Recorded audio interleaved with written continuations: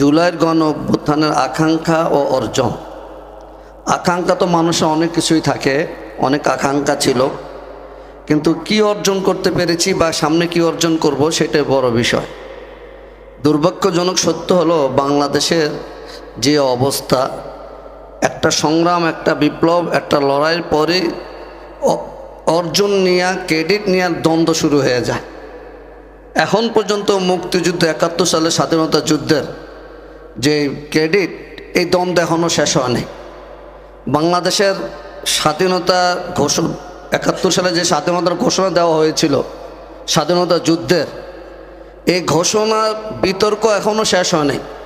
ক্ষমতার পালা বদলে ঘোষকও পরিবর্তন হয়ে যায় এবং এমন একটা অবস্থা যে মুক্তিযুদ্ধ এ দেশের আপামর জনতার ছিল, সর্বস্তরের মানুষের ছিল, হিন্দু মুসলিম সকল ধর্মাবলম্বী, নারী পুরুষ কিশোর যুবক সবাই অংশগ্রহণ করছে, বৃদ্ধরা অংশগ্রহণ করেছে।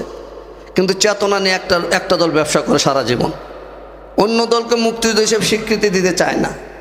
ঠিক ২৪ গণ অভ্যুত্থানের ক্ষেত্রেও আমরা তাই দেখতেছি, চেতনার ব্যবসা চলতেছে এখানে। যে ২৪ গণ অভ্যুত্থানও যে সকল স্তরের মানুষ, ডানপন্থী বামপন্থী, public university private university, school college মাদ্রাসা, কওমি মাদ্রাসা, আলিয়া মাদ্রাসা, সংস্কৃতি কর্মী, সাংবাদিক, শ্রমজীবী, পেশাজীবী, এই যে আমরা একটা তখন জন আন্দোলন চলে, একটা রিক্সার চালকের যে সেলুট দেখছিলাম, খুব ভাইরাল হয়েছিল সামাজিক যোগাযোগের মাধ্যমে, তারও তো একটা অংশগ্রহণ, বড় অংশগ্রহণ। পুলিশের মুখে, আর্মির সম্মুখে দাঁড়িয়ে যে আন্দোলনকারীদের সেলুট দেওয়া, এই যে সাহসিকতার পরিচয়। কিন্তু এগুলোর কোনো মূল্যায়ন নেই, এগুলোর কোনো আলোচনা নেই, ওই এখনই ক্রেডিট নিয়ে চলতেছে। এটা দুর্ভাগ্যজনক সত্য। বাংলাদেশে হলো কি, যারা গালিবাজ আর যারা গলাবাজ তাদের জোয়ার থাকে বেশি, তাদের প্রাধান্য থাকে বেশি। গালিবাজরাও তাদের সবাই বাহবা দেয়, আর যারা গলাবাজ তাদেরও বাহবা দেয়। সত্যিকারের অর্থে যারা মাঠে নেমে লড়াই করেছে, সংগ্রাম করেছে, যারা বিভিন্ন মন্ত্রীদের সাথে বিভিন্ন আলোচনায় কোনো অংশগ্রহণ করে নাই, তাদের কোনো ক্রেডিট নেই। ওই একটা উর্দু পরিভাষা ছোট থাকতে শুনেছিলাম, বিল্লি 100 চোহা মারকে হজকো গায়া। বিল্লি 100 চোহা মারকে হজকো গায়া।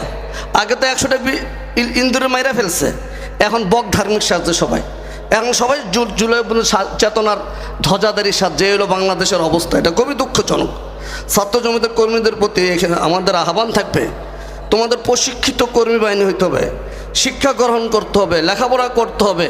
কোনো ধরনের অন্যদের দ্বারা উত্তেজিত হয়ে কোনো অশালীন বক্তব্য লেখালেখিতে বিরত থাকতে হবে, নিজেকে করতে হবে এবং সবসময় মাথায় এটা রাখতে হবে, আগামী বাংলাদেশের নেতৃত্ব আমাদের নিতে হবে।